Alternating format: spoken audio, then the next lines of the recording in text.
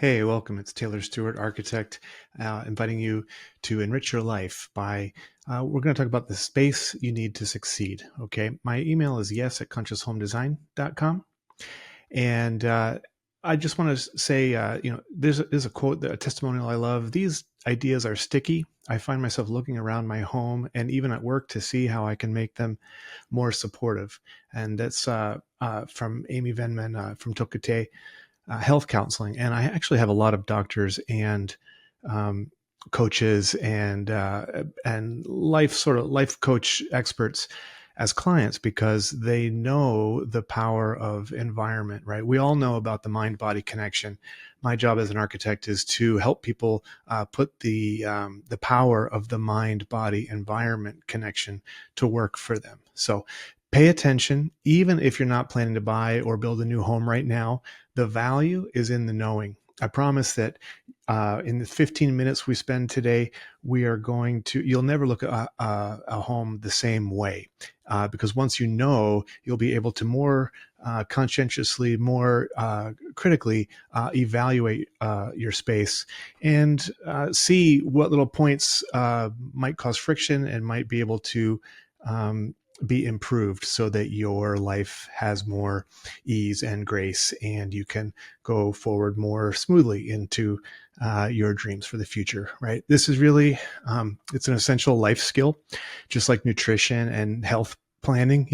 Oftentimes people will think, well, I've lived in a home all my life, I know what I want in a home, right? But it's sort of like saying, well, I've lived in my body my whole life, therefore I know what to do for my health. And you'd want to consult a doctor for the fine points of health, right? And so, obviously, a home is not as complex as the human body, but it does play a huge factor into shaping us and shaping our future because we spend so much percentage of our lives is spent in our homes that it really affects us. And we want to make sure we know how and why so that we can shape our homes to our benefit. Quickly, just before we jump in, I am a licensed architect. I specialize in single family homes, multifamily communities, and meditation and health retreat centers. I've got 25 years of experience in the industry, and I've got a best-selling book to my name, Conscious Home Design, and I offer consulting and design services to people all over the world. Conscious home design is not about style or aesthetics, and I'm not going to talk about that today. I'm also not going to talk about technical stuff and jargon about energy efficiency or mechanical stuff or keeping the rain out or any of that stuff. That's important, but it doesn't actually make the biggest impact in our real day-to-day lives and our long-term success. So not style or aesthetics or technical stuff or even eco-friendly design. That's all good stuff. And we're going to win at those things, but we're not going to talk about that today.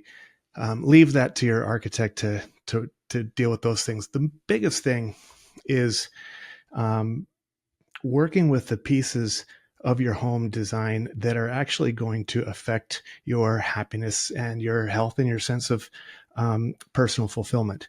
So success covers many areas. We have financial success, our physical health, our personal development, our relationships. Conscious home design can support all of these more than just beautiful shelter. Our homes can actually help us reach our personal and professional goals more quickly and easily. Today, I'm going to answer why this is true and how we can put it to work for us, for our advantage. Conscious home design is really about living happily ever after. We've all been, all the stories since we were children have taught us to go for that. But what does it mean? We all pretty much want that, but it looks different for different people. So everyone has their list of features that we desire in a home. But what if there was a secret list that made living our best life so much easier to attain? We want to shape our homes so that they shape our future positively and impactfully. Common sense tells us that it takes time and effort to become successful in anything. But the missing piece to that formula is space. It takes space, not just time and energy. When we dedicate space for an activity, You make your goal more easy to attain. And when that space is well designed for the activity in terms of the size, the layout, the location, in relation to other spaces in the home, it becomes exponentially easier to attain our goals. There's so many examples of this. I mean, just very simple is your kitchen. You know, if you didn't have a kitchen, trying to maintain a healthy, well-balanced diet over time would be really difficult. It's, you know, everything you ate would come out of a bag, a box, or a can. And that's just, you know, you can do that for a few years in college. You know, you can live on ramen noodles and microwave oatmeal and stuff. But long term, that's going to have a serious toll on our health. So, you know, dedicating a space towards the activity really makes it so that we can have more success. That's a very obvious one. Leonardo da Vinci, it took him 5 years to paint the Mona Lisa. Why? He wasn't working on it every day, but he had a studio. He had a space dedicated to his art where he could keep his easels and paints and works in progress set up and ready to go, so that when he had a moment of inspiration or free time from other projects, he could just pick up and work on something. You know, if everything was tucked away in a closet and your office was your dining room table, then every time it's time to eat, you have to pack up and put things away. There's a lot of friction there, and it makes it difficult to actually succeed. So dedicating space, again, is the way to support us in our goals. Microsoft, I mean, started in a garage, right? Even if your space is the garage, you still have to have that space. So quantum leap versus butterfly effect, right? So not everyone is going to be in the position to build a brand new home from the ground up for themselves. But when we are able to do that, there's a huge quantum leap forward that we can take with someone's life. We're really just looking at their whole life. What do they want to plan for in the future? And how do we build the space around so that success is like rolling downhill? That said, we can make little shifts in an existing home that put the principles of the butterfly effect to work. And so butterfly effect, just as a refresher, was a term coined by a mathematician. He wrote a paper called "Do the Flapping of a Butterfly's Wings in Brazil Eventually Set Off a Tornado in Texas?" And he was feeding a computer some weather data, and he wanted to extrapolate out and see what the ramifications were. And it took a long time to run some of those calculations. This was a while back. Computers were not as fast as they are today. And he set the coordinates in and set the algorithm, and boom, and went off and took a break to do some other work, maybe get a cup of coffee, whatever. But when he came back, it was like the S curve in a graph. Things went dramatically out of whack. And initially, he thought the computer was broken, or that the algorithm was wrong. But after double checking everything, found out that everything was working correctly. What was the difference? And he found out that one of his initial data points that he put in, one of his assumption numbers, was off by several decimal points. I mean, just the most minuscule little number. And yet what happened is over time it compounded, and anyone who knows finance and compounding interest, you know what that looks like. And so the same effect applies. And when we put that to work in our homes, in every aspect of our life, it can have these compounding results and dividends in our success, in our personal success, in our homes. So we work both with the quantum leap and the butterfly effect to bring conscious home design into your life, to enrich your life. Conscious home design is especially helpful in these 4 main stages of life development, right? You have your starter home. After a few years, your family starts to grow, your success grows, your income grows, you decide to expand your footprint. And then a few years later, perhaps, if things keep going well, you've got time to invest in vacation properties or rental properties, income properties, things we might visit. And then, as we get older and the kids grow and leave the house, we have an empty nest. And it doesn't make sense necessarily to maintain all that space. You know, it's a lot of real estate, a lot of house to clean, a lot of cost to maintain it and heat it. And maybe we want to downsize into something that's high quality, but well laid out, so that you can comfortably live an active lifestyle, age in place, and have something with no maintenance. So a lot of people think that downsizing is like a step back, but it actually can it actually can be one of the best homes of your life if it's designed right. So anyway, all these stages, conscious home design really can help us um, uh, live our best life, no matter where we are, no matter how old we are or what our family looks like. Conscious home design, what's at stake, really? I mean, these ideas are known to both Eastern and Western schools of thought. Here's a few quotes that, that demonstrate that. Winston Churchill, we shape our buildings, thereafter they shape us. That's very telling, right? Because think of a tree root, under a sidewalk. We've all seen that, where over time that wood is softer than stone, but over time that constant pressure, it can move this, it can move the stone and even crack it in half. And that's what our environment is like. Our buildings are like that. They're just always putting that pressure on us. So we want to make sure that they're shaped in a way that they shape us in the direction we want to go. Just like we might plant a trellis in a garden to give the plant something to climb on and give it some support so it doesn't fall over, or we put stakes in the ground when we're planting a tree, a young sapling, so that it can grow strong before you take that away, so the wind doesn't blow it over, or soft, soggy ground in a rainstorm. Yogananda says environment is stronger than willpower. And the human will is so powerful, and in a moment of strength and determination, we can overcome anything, right? It's like people, there's so many stories about someone doing something almost superhuman, but those times, not all of us are living every moment of our life in that peak state, right? There are times where we're just tired, or we're just going through the motions. We're coasting on habit or autopilot, or we're tired, or we're not feeling well. And it's those times where we're not exerting our powerful will that the environment is exerting its influence on us. So over time, again, just like that tree root, over time,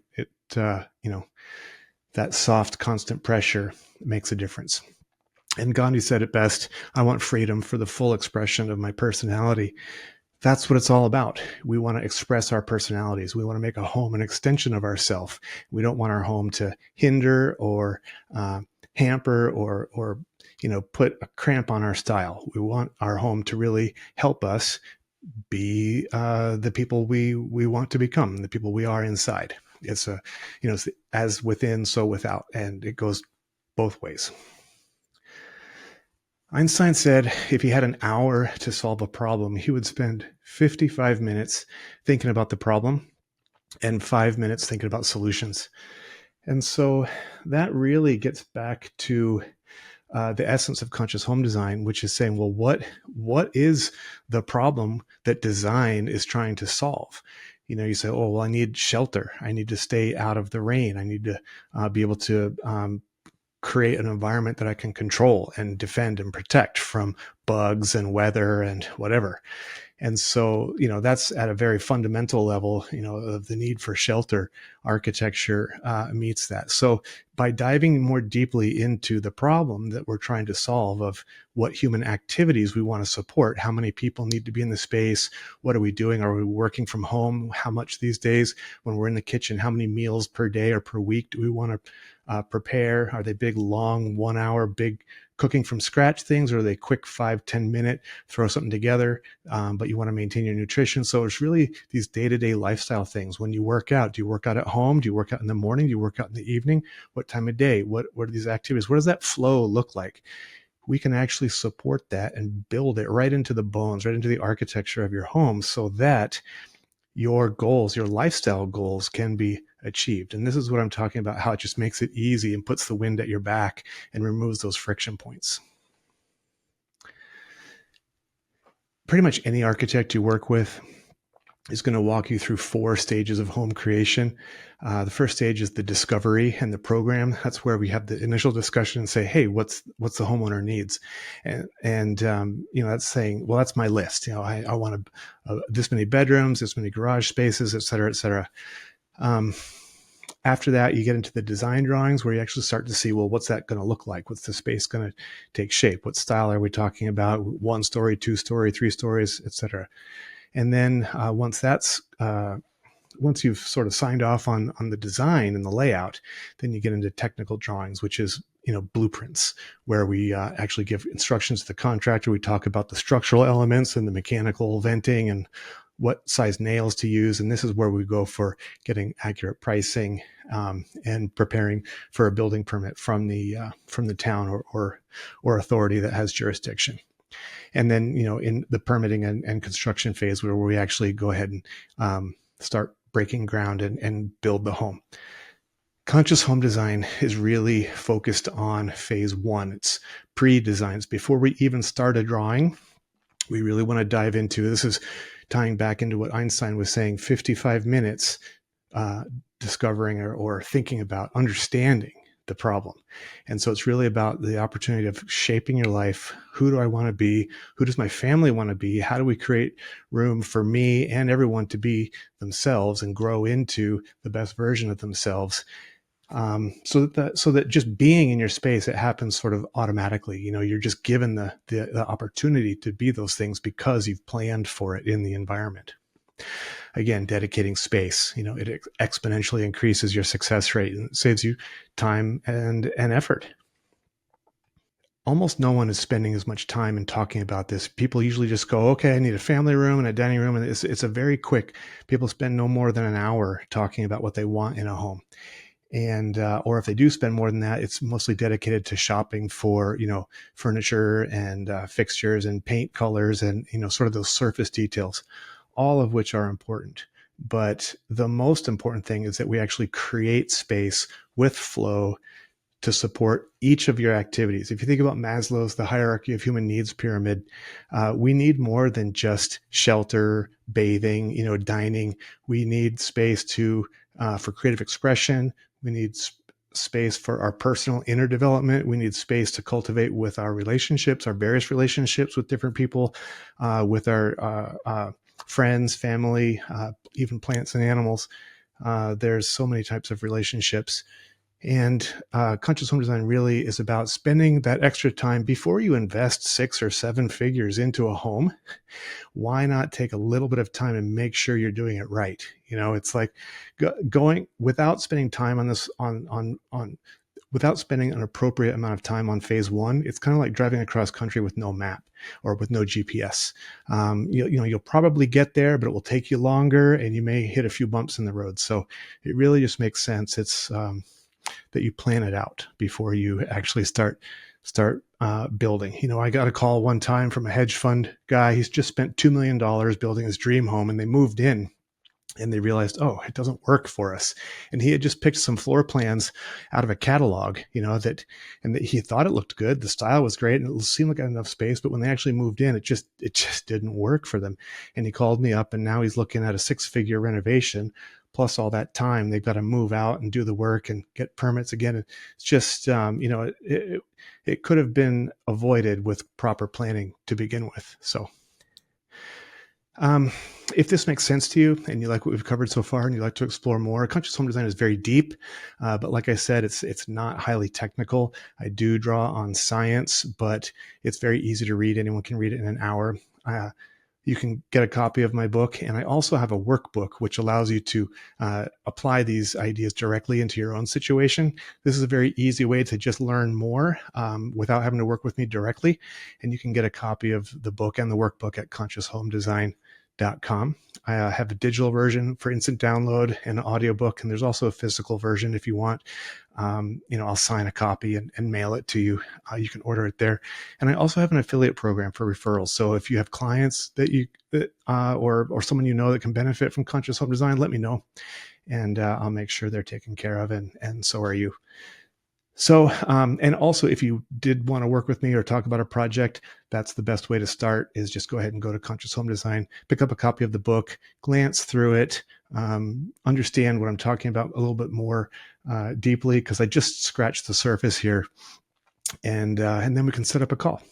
So thank you very much. I appreciate your time. I'm honored and happy to be here, and I hope I can help you enrich your life, in help you move forward in the direction of your dreams. So thank you very much.